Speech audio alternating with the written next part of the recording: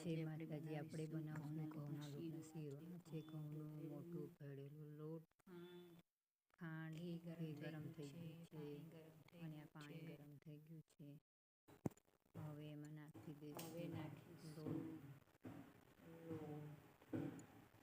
માપનું એ પ્રમાણે લોટ લઈશું, હલાવી દઈશું. હવે 5 મિનિટ ધીમા તાપે શેકીશું એટલે સરસ મજાનું શેકાઈ જશે. લાલ દાણો થાય એટલે શેકાઈ ગયો છે. કપાસ સરસ શેકાઈ ગયો છે. 5 મિનિટ ધીમા તાપે પાણીથી થઈ ગયું હોય એ સરસ શેકાઈ ગયા પછી એની અંદર રેડી દઈશું આપણે. હવે ગરમ પાણી રેડી દઈશું. પાણી આપણે ગરમ કર્યું હતું ને તે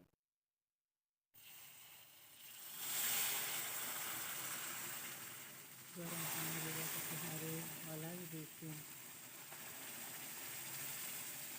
વિડીયો બરાબર બનાવતો નથી આવતો પણ લાઈક શેર સબસ્ક્રાઈબ કરજો. તમને જો ગમે તો મારો વિડીયો. પાણી જો સરસ થોડું થઈ ગયું છે. પાણી નાખી દઈશું ખાંડ. ખાંડ નાખ્યા પછી બરાબર હલાવી દઈશું.